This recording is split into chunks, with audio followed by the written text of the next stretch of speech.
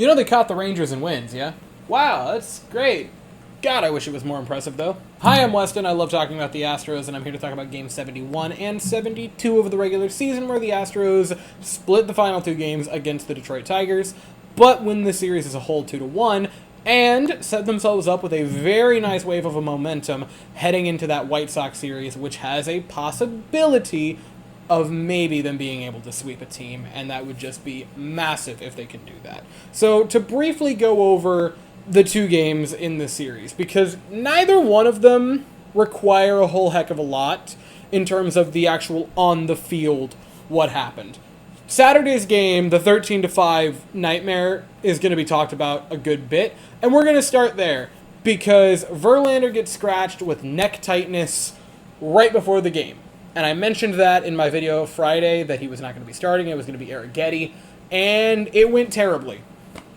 Gave up 7 runs in an inning and a third. They end up getting shellacked 13-5. It was 11-0 for a while. Side note, when they scored 5 runs, I thought they would. It didn't happen, but it would have been really funny. Here's my thing. I'm not mad at the Astros at all. The offense did fine. 5 runs is a solid output. And I'm just so far beyond putting it on Arrighetti because you know him. You know. As a whole this season, he has not been great. However, I'm not putting it on Arrighetti at all. This is a Joe Espada thing for that game against the Tigers on Saturday.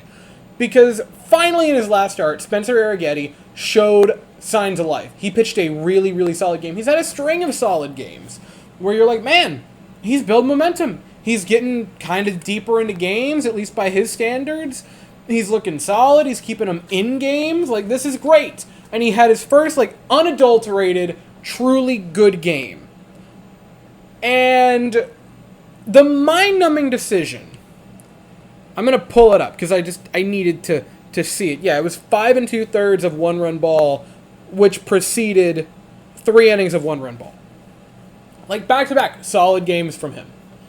And the mind-numbing decision by Joe Espada to, instead of going to a bullpen game, rushing a rookie who has an over 5 ERA, might be over 6 at this point, and starting him a day early, messing up his routine, day of, is insane. Why do you employ Seth Martinez, Sean Dubin, etc. if you're not going to use them? Why do you have players who are long relief if you're not going to use them when you actually need long relief?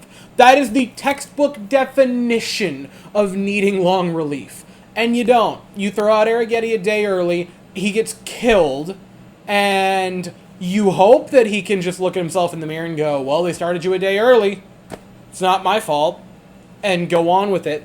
But it is infuriating that it happened. I feel bad for Arrighetti, to be quite honest.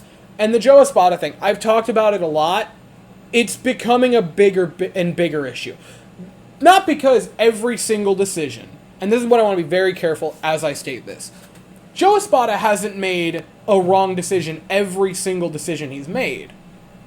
I'm not saying that every single lineup is a mistake. I'm not saying that every single pitching change is a mistake.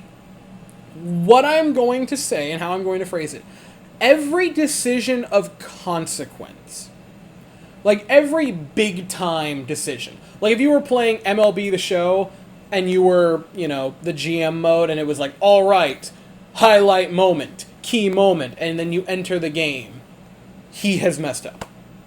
And all the big ones that, regardless of outcome, good or bad, would be talked about, they've been negative. It's been, why is this happening? We have not had a single discussion this season of, oh, what a great gutsy call for the bullpen from Joe Espada, or what a clutch pinch hit appearance for Joe Espada. It's why is Tucker batting 8th? Or why are you going to Seth Martinez with the bases loaded in a 1-run game in the 8th inning? I don't know that either of those have happened exactly like that this season, but things to that effect. And it's just insanity.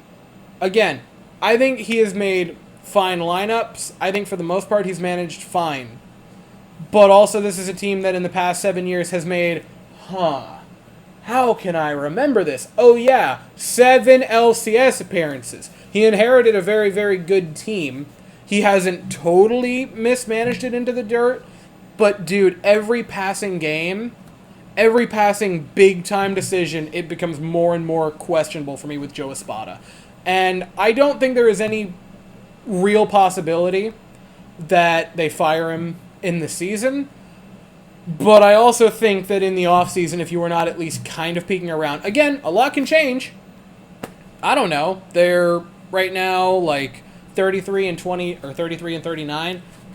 You know, they end up at like 90 and 70. We could have a very, very, very different conversation. And you might say, well, you know, there was a speed bump at first, but he figured it out. Maybe he manages a great postseason. If they make another run to the LCS, or heck, maybe another pennant, or even another The Thing, we're not having a discussion. But as it stands right now, which is all I can talk about, there are many questions that I have with Joe Espada, and I question him going into a following season. But now we can talk about the fun thing, which is today's game, where the Astros win 4-1 on Father's Day, which is super, super cool. They get on the board first with a Yordan Alvarez RBI, and then Jose Altuve in the second inning, a 3-run shot on Papa Day, and the Papa of the Yankees hits one out of the park, makes it 4-0. And yeah, that would be all the offense wrote, but the pitching. Ronald Blanco with 7 masterful innings. In 2 different starts, Ronald Blanco has carried a no-hitter through 7 innings. And he completed one of them, which was his first start of the season. Just feel like reminding everybody, by the way, he should probably be kind of floating around some Cy Young or some Cy Young list, is all I'm saying. He should receive votes. Like, if it was right now, he definitely should. Debatably nominated. I don't know why I phrased it like that and why I antitheticized the parts of that sentence and that word that I did, but you know what? I did. Nominated Ronald Blanco. Dazzling performance, 8 strikeouts, 3 walks, no hits, no runs through 7 innings, a shutout ball. Magnifique from Blanco. Then you go to the bullpen, and Ryan Presley comes in. And on one hand, it was a low-leverage situation because they were up 4-0, and the other team had yet to even get really on the board or even a hit on the board. On the other hand, that's kind of high leverage because you're preserving a no-hitter. And I sent the message to longtime friend of the channel, Noah, of you receive a scoreless inning from Ryan Presley. The baseball gods receive your no-hitter. But luckily, if you can call it that, Josh Hader gave up a pair of hits in the 9th inning, including a run, so the no-hitter would have been dead anyway. Is that a victory? Is that a small moral victory? Is it good? I mean, you had 2 strikeouts, at least you got that going for you, and they won 4-1, which is, you know, solid. They end up winning the series, which is nice. I've talked at length about the Astros having to be better than average. They have to be a great team for the rest of the season if they want to dig themselves out of the pit. I've talked about it so much that you're probably getting annoyed every time I bring it up. Winning a series like this, it's not sexy or great, but you took care of business against an opponent that also isn't particularly great. You win the series at home, which is a really good thing. You have a lot of momentum because one of your star players, debatably the biggest star your franchise has ever had, hits a home run, which ends up being the game-winning home run. Young pitcher, dazzles with another deep relief. One of your bullpen guys who's desperately needed some confidence goes out there and gets a scoreless inning, which is how you have to look at it. And yeah, Hader gave up a run and a couple of hits, but hey, a couple of strikeouts, didn't walk anybody. It was an okay inning out of Josh Hader.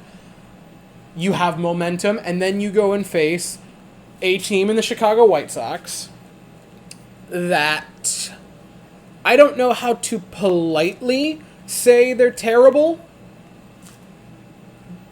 So feel free to, in the comments, just fill in any other verbiage you can use to say are really, really not a good team. And I have been very careful, especially when facing bad teams, be like, just win the series. No, you gotta sweep them. Like, go into Chicago, into the South Side, and just beat the absolute living garbage out of them for 3 straight games.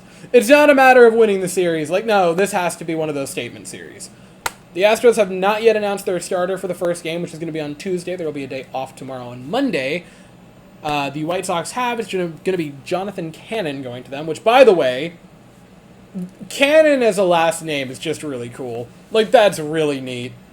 That's such a baller name, which means they're probably going to get dominated by him. Anyway, the first game will be at 8:10 Eastern, 7:10 Central, and I'll be here afterwards to talk about it. But as for right now, that is all I have to say. So if you enjoyed the video, please consider to like and subscribe. Thank you all so very much for watching. I hope you all have an absolutely fantastic day, and as always, go Astros.